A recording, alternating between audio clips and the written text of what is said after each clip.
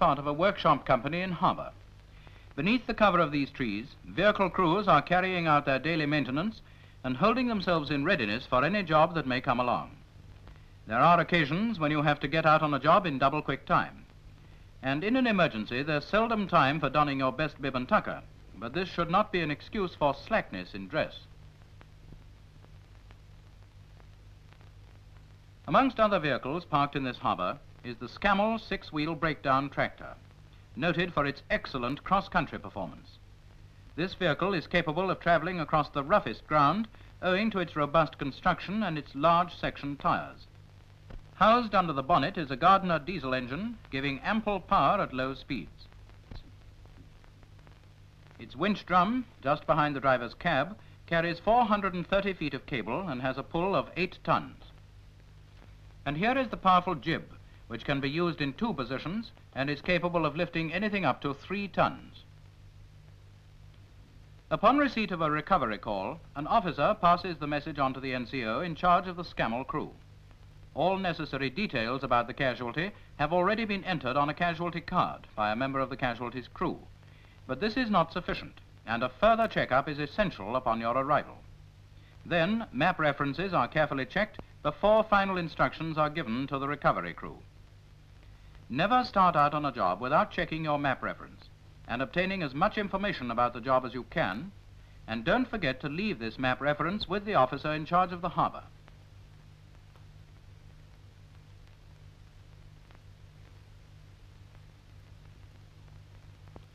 Now you can set out.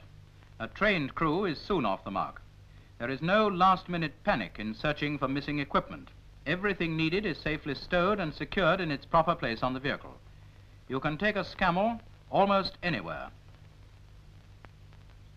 The vehicle is specially designed for cross-country work.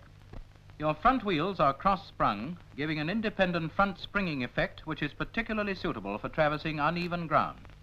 But nevertheless, drivers should always look for the easiest and smoothest passage. The rear wheels on either side pivot on a common axis which gives them an ample up and down movement. Here you see the sort of ground you may have to tackle, and the way in which the wheels are able to follow the contours of the ground.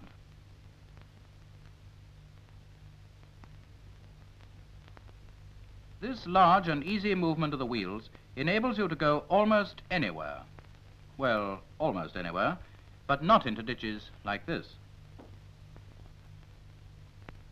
This tank is the modern damsel in distress. But don't worry, Ma, the Scammells are coming, hurrah, hurrah.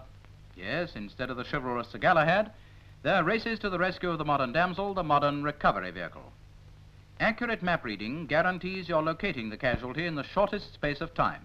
It also enables you to anticipate any difficulties in the geography of the location. On active service, this anticipation is of paramount importance.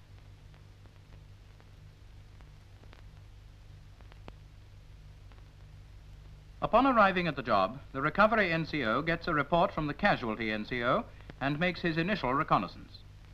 A thorough initial reconnaissance is extremely necessary. It saves time, trouble, and very often prevents accidents. There are many things an NCO must take into consideration before operations begin. The condition of ground surrounding both casualty and recovery vehicle and the state of mechanical damage to the tank helps to determine the type of pull needed for the recovery of the casualty. After this initial reconnaissance, the NCO, having decided to winch the tank out, orders his driver to place his vehicle directly in line with the proposed pull. The rear end of your Scammell is the business end, so this end should be pointed towards the casualty. All signals are given by hand, and when necessary are relayed to the driver by a standby who would take up a position a few paces in front of and away from the cab. If at any time you have to winch across or on a road, always place a man on traffic control. This is of course not necessary when working away from a road, as in this case. And now, with your vehicle backed into position, winching operations may begin. The only person on the job with authority is the one in charge of recovery crew. He is the only one to give orders. In other words, the man who plans the job must carry it through.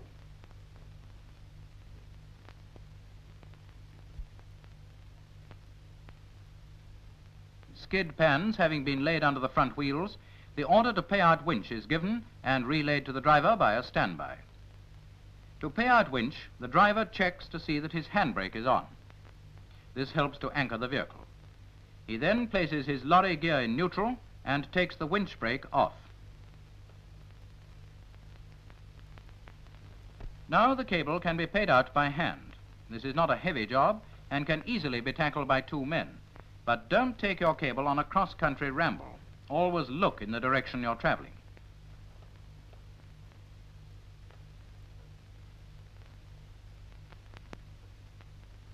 Sufficient length of cable is now run out to the casualty. Here you double in your tracks, taking the free end of your cable back to your holdfast or ground anchor. This is usually laid parallel with your recovery vehicle whenever conditions permit.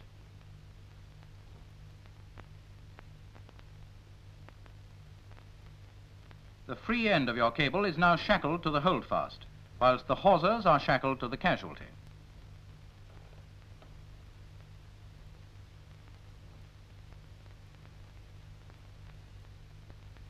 Every item of equipment now laid out must be inspected by the NCO before winching operations begin. The pull is known as a 2-to-1. That is from Scammell via the snatch block to ground anchor. Once everything is to his satisfaction, he orders his driver to take up slack. You should always run in your slack before allowing your winch drum to take up the strain. Any sudden jerking is bad for the drum and might easily snap your cable.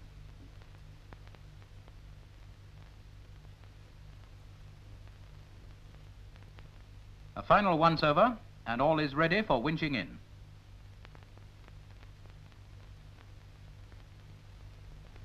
The signal is given and relayed to the driver by the standby. To winch in, the driver first applies his power transmission brake, then his road wheel brake, which helps to anchor the vehicle. Now he checks to see that the lorry gear is in neutral and starts the engine, depresses the clutch, pulls up the power takeoff lever whilst the clutch is still depressed, and starts to engage the winch by pushing this lever into position. This Scammell chassis may help to give you some idea of what happens. Here is the winch drum, and this is the winch drive pinion. The bar and its dogs must engage any set of holes in the face of the pinion drum. To bring the dogs into line, the bar must rotate. Let's start up and see how it works. Depress the clutch and push down the power takeoff lever. The winch drive pinion is now rotating. At first, you may not score a bullseye, but don't force it.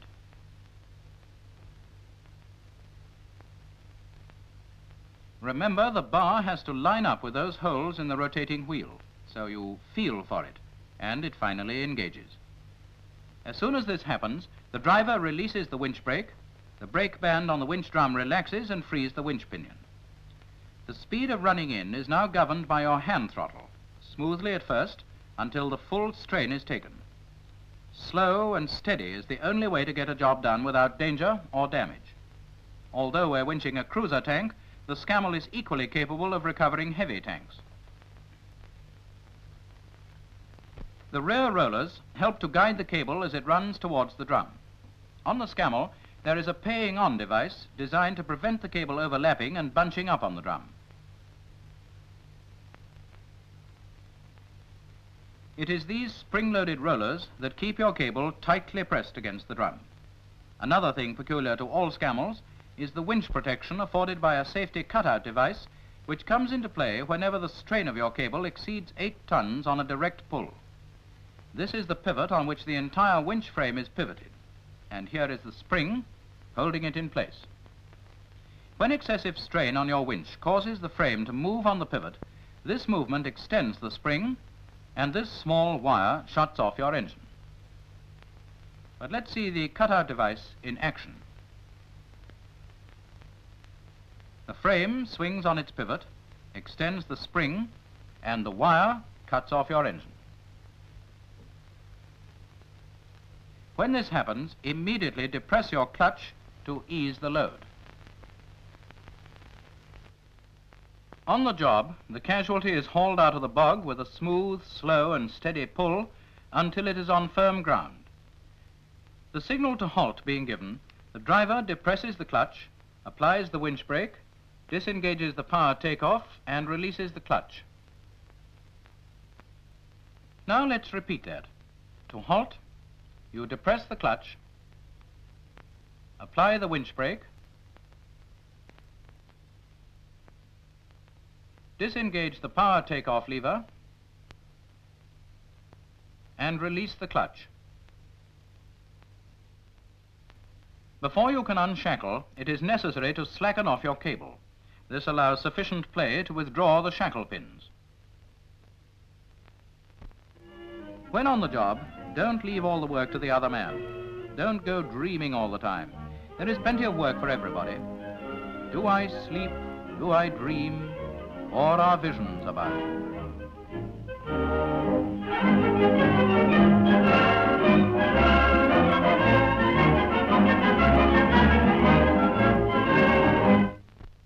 Well, that was only his dream, Sergeant.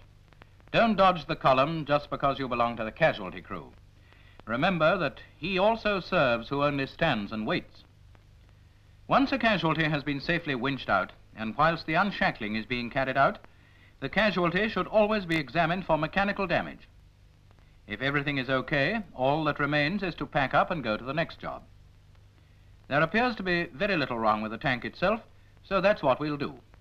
The snatch block having been taken off, the cable is winched in. All equipment is now returned to its rightful place on the lorry and secured.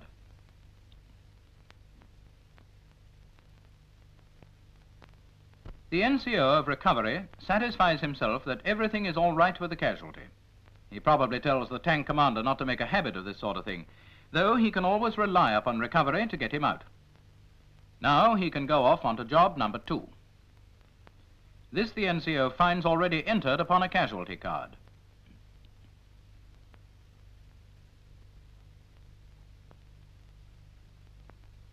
Our casualty too is soon underway. So both rescuer and rescued seek new fields to conquer.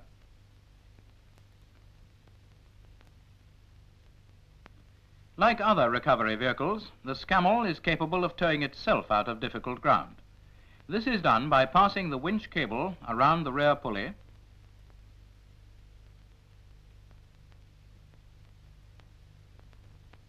over guide roller number 1 at the side of your chassis, under guide roller number 2, and through these 2 front rollers. The special locking plates prevent any possibility of the cable riding over the rollers. Now, by attaching the free end of your cable to an anchor or tree, you can haul yourself out of any difficulty. But don't make a habit of it. It's your job to pull others out, not yourself.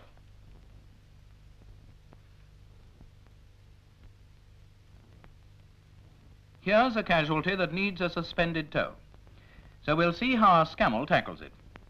Whilst the casualty's driver pours out his tale of woe, we'll take a look at some further features of the Scammell. Weights, each about 150 pounds, are held in these racks to balance any load on the jib.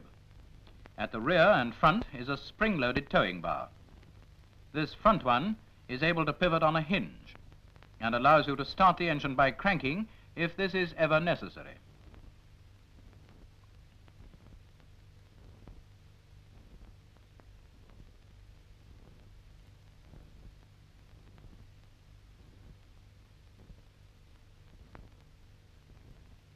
The rear bar is identical except that it doesn't pivot.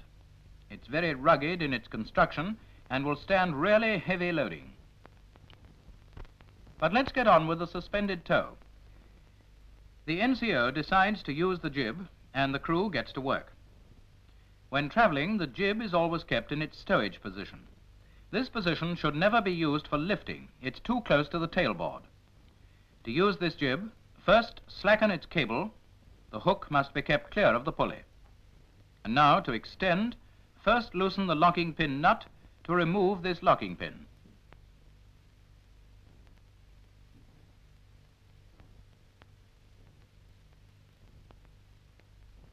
With the locking pin removed, you extend the jib from the stowage position by turning the handle at the side of your jib. It now runs along into the required position. When the two pinholes correspond, you reinsert the locking pin and screw on the nut.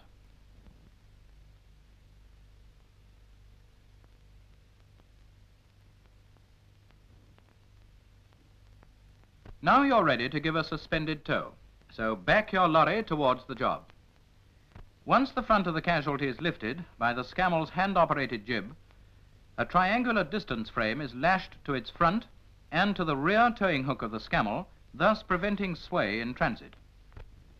Having hitched up, always give the job a last once-over before setting off, and check up again after traveling a short distance to take up any slack after the load has settled down. It's always better to be safe than to be sorry. On a cross-country tow or over rough roads, take the front wheels off.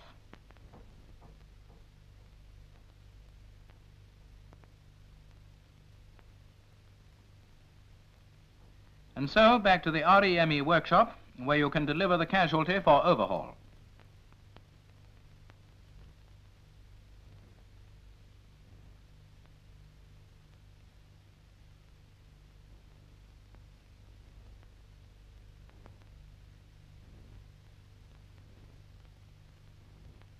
Besides suspended towing, the Scammell is often used for hauling recovery trailers.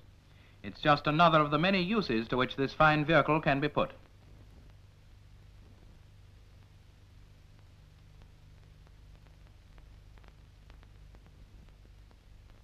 Here is another job for the Scammell with its jib fully extended.